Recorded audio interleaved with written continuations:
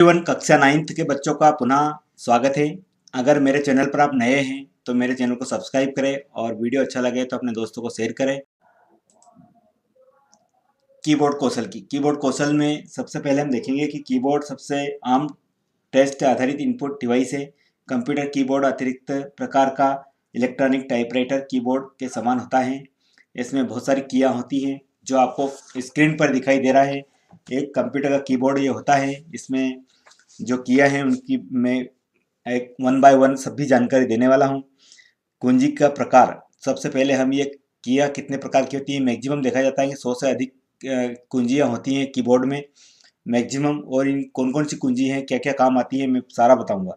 Alpha numeric keyboard ए से Z तक की होती हैं कीबोर्ड में।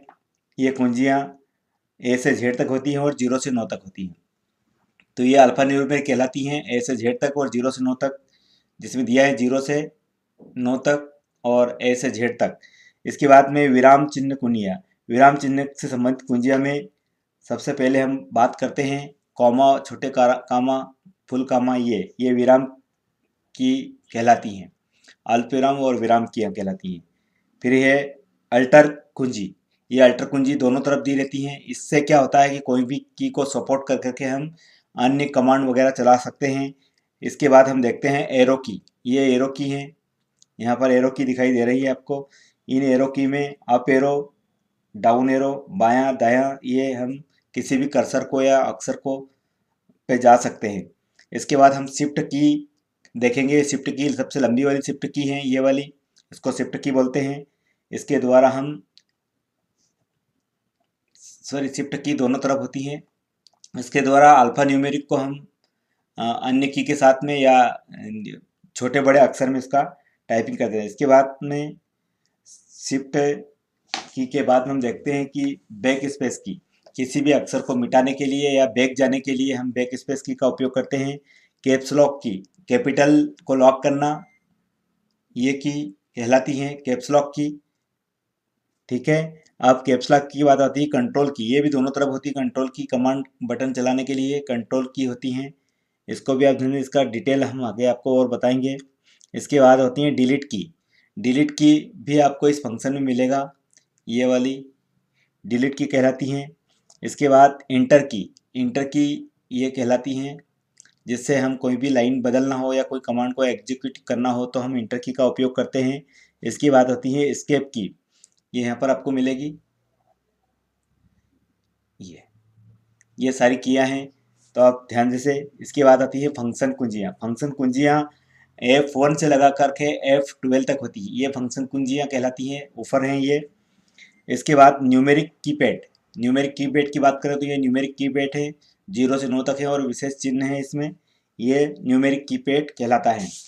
आपने देखा होगा दोस्तों न्यूमेरिक कीपैड के बारे में, और मैं डिटेल बता देता हूँ। ये यहाँ पर न्यूमेरिक कीबोर्ड का एक साइड से मैंने चित्र बनाया है।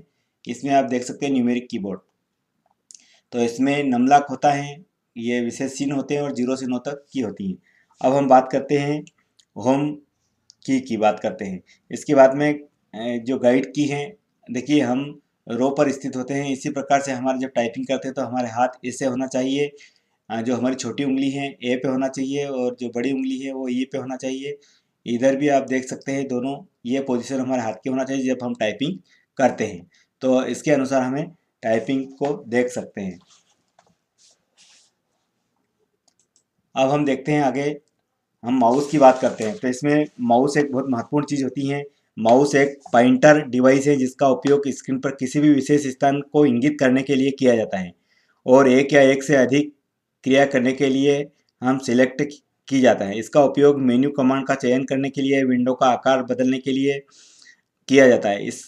इसके हम अगर बात करें तो माउस पॉइंटर क्या होता है, तो माउस पॉइंटर जब मैंने घुमा रहा हूँ आपके इस पर, ये माउस पॉइंटर कहलाता है, इंगित करने के लिए होता है। जैसे मैं बता रहा हूँ कि ये माउस है, माउस में ये स्क्रॉल बार है, ये लेफ्ट की है, राइट की है, और माउस की जो पोजीशन है वो उसको हमें इस प्रकार से हमें पकड़ना है जब चलाते हैं हम तब। ये माउस का विशेष आकार दिया गया है।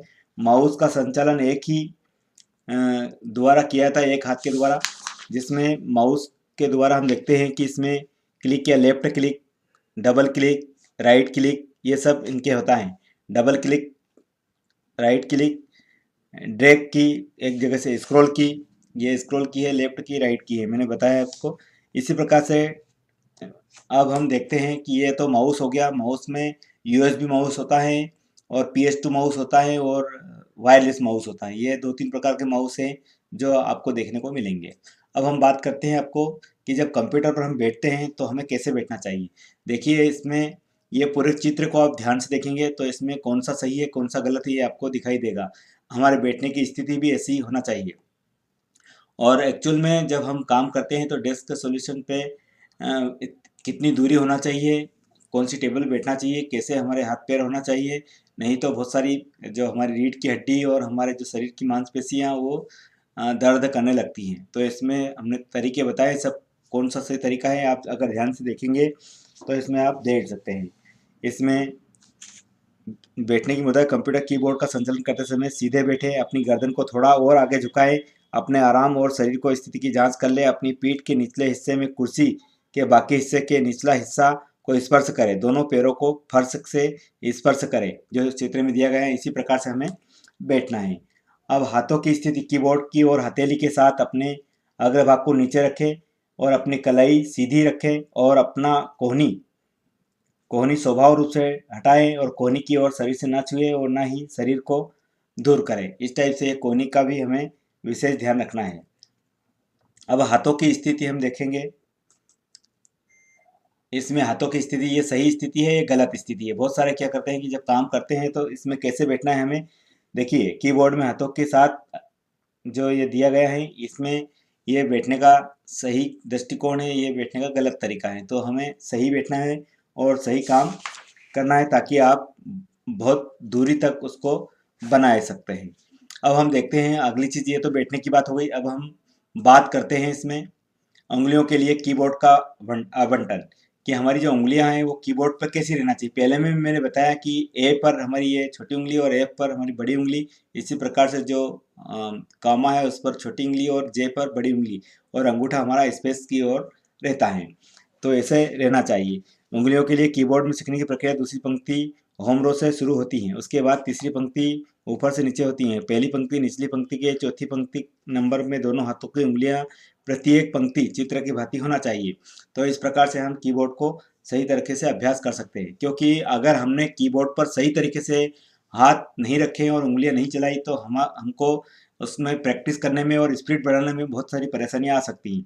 तो कीबोर्ड में जो निर्देश दिए गए हैं, कीबोर्ड को नहीं देखें, कुछ निर्देश कीबोर्ड को नहीं देखें, प्रत्येक अक्षर को दूसरे के नीचे आना चाहिए, अपने मन को टेक्स्ट का केंद्रित करें, टाइपिंग को लगातार ताल में साथ काफ़ी सटीक रूप से किया जाना चाहिए। इस प्रक्रिया को, इस अभ्यास को महारत हासिल करने के लिए बार बार दोहराएं, क्योंकि बार बार दोहराने पर ही हम सीख सकते हैं।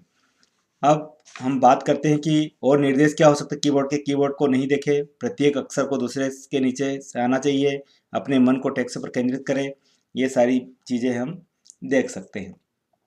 दोस्तों, हम अब देखते हैं कि दूसरी पंक्ति होम रो पर अंगुलियों को के लिए क्या होना चाहिए। तो हम देखते हैं कि दूसरी पंक्ति होम रो के लिए एक विशेष प्रकार से जो हमने बताने की कोशिश की है आपको यहाँ पर, उससे आप देख सकते हैं कि होम की जो उंगलियां हैं वो प्रत्येक हाथ की 4 उंगलियां रखें, जैसे चित्र में बताया गया है। दूसरी पंक्ति पर शेष 2 उंगलियां जी और एच क्रमशः बाएं और दाएं के अग्रसर संचालित होते हैं। अब हम देख सकते हैं कि इसमें जो कियाँ बताई गई हैं इसी प्रकार से आप उनका अभ्यास करें तो निश्चित रूप से आपकी स्पीड बढ़ेगी और आप एक महारत हासिल कर पाएंगे। दोस्तों, अब आगे देखते हैं हम कि चौथी पंक्ति में संख्या के उंगलियों के लिए कीबोर्ड का आवंटन। अब हम देखते हैं इसमें कि अलग अलग प्रकार के कीबोर्ड हैं, उनका आवंटन हम कैसे कर सकते हैं। तो इसमें ये चीज़ दिखाई गई है कि कीबोर्ड में कैसे आवंटन करते हैं। इस पंक्ति में टाइपिंग 1 2 3 छोटी उंगली और बाएं हाथ के मध्य की क्रमशः 9 और 4 और 5 तर्जनी के साथ टाइपिंग करें। इस प्रकार दायां हाथ की छोटी उंगली और मध्य उंगली के साथ यहाँ पर उंगलियों की संख्या दी गई है, क्रमशः 0 9 8 क्रमशः तर्जनी उंगली और के साथ में 7 और 6 टाइपिंग करें, जैसे चित्र में बताया गया है। तो इस चित्र में जो ये उंगलियां की स्थिति हैं 1 2 3 4 5 6 7 8 9, तो ये सारी चीज़ें हम देख सकते हैं। अब हम आगे बात करते हैं दोस्तों, ये जो न्यूमेरिकल पैड होता है हमारा, न्यूमेरिकल का पैड का उपयोग कैसे करते हैं, तो न्यूमेरिकल कीपैड कुशल और प्रभावी उपयोग न्यूमेरिकल डाटा प्रविष्ट करने में महत्वपूर्ण होता है। न्यूमेरिकल कीपैड में 4 कॉलम और 5 पंक्तियां होती हैं, जिसका क्रमशः 4, 5, 6 और प्लस होता है। उन्हीं होम रो कहता है और वह कहते हैं यह वह पंक्ति है जिसका शुरू से एक टच टाइपिंग द्वारा अभ्यास किया जाता है। इस पंक्ति पर की का आवंटन चित्र में दिखाया गया है। तो न्यूमेरिक कीपैड की संख्या 5 गाइड की होती हैं। इसमें एक छोटा उठा हुआ चिन्ह होता है जो कि उंगलियों के स्थान पर टच टाइपिंग के लिए गाइड के लिए होता है। तो आपने ये देखा होगा कि इसमें न्यूमेरिकल का उपयोग किया जा सकता है। अब हम देखते हैं सफल कीबोर्ड। अब हम सफल कीबोर्ड की बात करें, सफल कीबोर्ड होता क्या है। इसमें हम देखते हैं कि जो एक कीबोर्ड होता है उससे लेसन शुरू करने के लिए, तो आपको कीबोर्ड की सारी मैंने जानकारी दी है। इसमें आप देखेंगे कि जो एक अच्छा कीबोर्ड या यूँ कह सकते हैं हम कि एक अच्छी टाइपिंग के लिए हमें एक क्या क्या कैसा कीबोर्ड होना चाहिए। तो एक कीबोर्ड में दिया गया है, सारी चीज़ें आपको मैंने बताई हैं। F1 से लगाकर F12 तक फंक्शन की हैं, 0 से 9 तक और A से Z तक अल्फ़ा न्यूमेरिक की हैं, ये टैब की हैं, ये कैप्स लॉक की है, ये शिफ्ट की है, ये कंट्रोल है, ये अल्टर की हैं, ये स्पेस की हैं। इसी प्रकार से इधर भी ऐसी चीज़ अल्टर की मिलेगी आपको, एक कंट्रोल मिलेगी, प्रिंट स्क्रीन भी रहती है इसमें, और ये न्यूमेरिकल पैड है और ये एरो चिन्ह है। तो इन सारी का जो मल्टीमीडिया कीबोर्ड है इसमें हम वाईफाई से भी जोड़ सकते हैं, ब्लूटूथ से भी उपयोग कर सकते हैं। ये फंक्शन कीयों का यही काम होता है। तो ये सारी चीज़ें हैं, एक सफल कीबोर्ड हमने आपको बताया। अब आगे चलते हैं दोस्तों कि टच टाइपिंग क्या कहलाता है। तो देखिए इसमें टच टाइपिंग के नियम मैंने बताने की कोशिश करूँगा मैं, क्योंकि FDSA और JKL की पर आधारित स्थिति प्रतिनिधित्व करती हैं। कीबोर्ड में आमतौर पर F और J की पर छोटे उभार होते हैं। वे कीबोर्ड को बिना देखे अपनी उंगलियों को आधार स्थिति पर पता लगाने के लिए मदद करता है। प्रत्येक की स्ट्रोक के बाद अपनी उंगलियों के आधार स्थिति में वापस करने की कोशिश करें। इसके बाद में रंग कोडिंग से भी पता लगाया जा सकता है कि उंगली के प्रत्येक की को दबाना चाहिए। और बाईं तर्जनी सभी लाल की के लिए आरक्षित है और दाहिनी तर्जनी हरे रंग की के लिए आरक्षित है। और इसके आगे स्पेस की को प्रेस करने के लिए जो भी आपके लिए सुविधाजनक हो अंगूठा का उपयोग कर सकते हैं। न्यूमेरिक पैड पर आधारित स्थित मध्य उंगली के लिए 5 नंबर तर्जनी के लिए और 4 और अनामिका के लिए 6 हैं।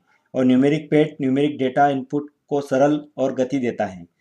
और संख्या पंक्ति में कीबोर्ड पर दिखाई देने वाले अक्षरों को सिंबल को एक हाथ से टाइपिंग किया जा सकता है और दूसरे हाथ की छोटी उंगली से शिफ्ट की को दबाया रखना चाहिए। कीबोर्ड को मत देखिए, अपनी उंगली के साथ दबाइए कि पता लगने की कोशिश करिए। अब देखिए हम बहुत प्रकार के कीबोर्ड हमने देखे हैं, ये आपका टच टाइपिंग नेम कहलाता है। तो हम अब देखते हैं कि टाइपिंग की गति की गणना कैसे कर सकते हैं। तो WP से मतलब है वर्ड पर मिनट, एक समय में 1 मिनट में कितने शब्द टाइपिंग की गई हैं, ये उसका फार्मूला दिया गया है। नेट वर्ड पर मिनट, त्रुटि के साथ शब्दों के बिना WPM, तो ये त्रुटि के बिना हो गया। CPM मतलब समय में एक समय में कितनी अवधि के कैरेक्टर टाइप करें, कैरेक्टर पर मिनट, एक समय में 1 मिनट में कितने कैरेक्टर टाइपिंग किया गया है। इसके बाद इसी प्रकार से नेट PCM है कि त्रुटि के बिना संख्या, बिना त्रुटि के कैरेक्टर कितने टाइपिंग किए गए हैं। अब KPC तो समय में 1 मिनट में अवधि में कितने की स्ट्रोक का उपयोग किया गया है। ऐसे ही नेट त्रुटियों रहित, त्रुटि वाला, त्रुटि रहित, इस प्रकार से 3 प्रकार से हम देख सकते हैं WPC, CPM, KPM। ये और इसका ये सामने फार्मूला दिया गया है, आप इसमें देख सकते हैं। इसी के साथ धन्यवाद।